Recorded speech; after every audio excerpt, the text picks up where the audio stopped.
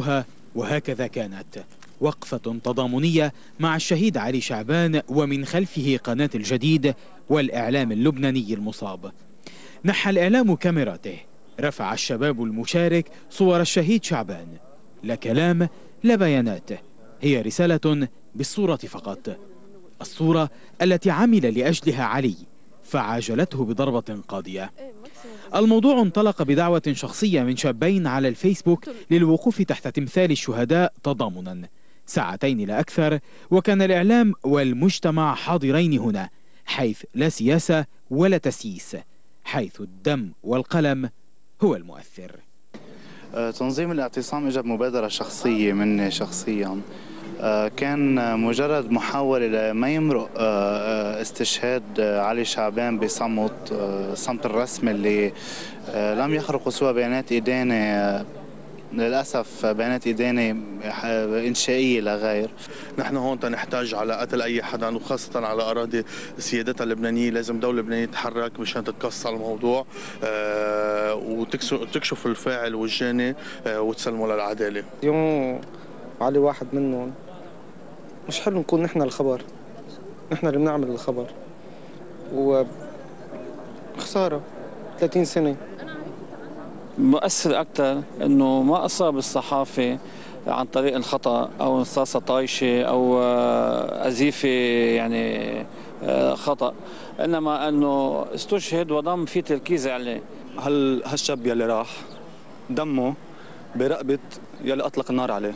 انه مش اول مره الصحافه بتدفع ثمن، بتدفع روحها ثمن لكل الخلافات السياسيه اللي عم بتصير، للاستهتار الامني اللي عم بيصير، للا مبالاه ولا مسؤوليه. يمكن هيدي فرصه رغم انها مناسبه كثير سيئه، بس هيدي فرصه رح نرجع نطلع بكل جسم الاعلامي. استشهد مظلوم، علي من الجنود المجهولين كان، هلا علي بطل جندي مجهول. ما بعمره القتل وقف اي مشروع بالعالم، خاصه اعلاميين بيزدادوا شراسه لما بيزداد القتل والتعرض، لانه بس المحزن بالموضوع انه علي ما كان عم بيفتش على بطوله ولا كان مشروع بطل، هو كان عم يعمل شغله حتى يعيش بكرامه. طلع هلا على يوتيوب بحط لقطه اليوم لعلي شعبان، بيعرف قديش علي فعلا مزبق كان، وكان يلتقط لقطات كثير حلوه. علي شعبان دفع ثمن رسالته وثمن مهنه المتاعب، نعرف نحن قديش في متاعب بهيدي المهنه، هو شهيد باسمنا كليتنا. تشهد على سب رحال قدام عدو اسرائيلي، بس ما يفترض انه يكون شقيق يعمل هيك عمله يعني، والتقويص بهدف القتل هاي ما بتنفهم يعني. ما بعرف انه شو السبب، شو اللي بيخلي واحد يقوص ليقتل.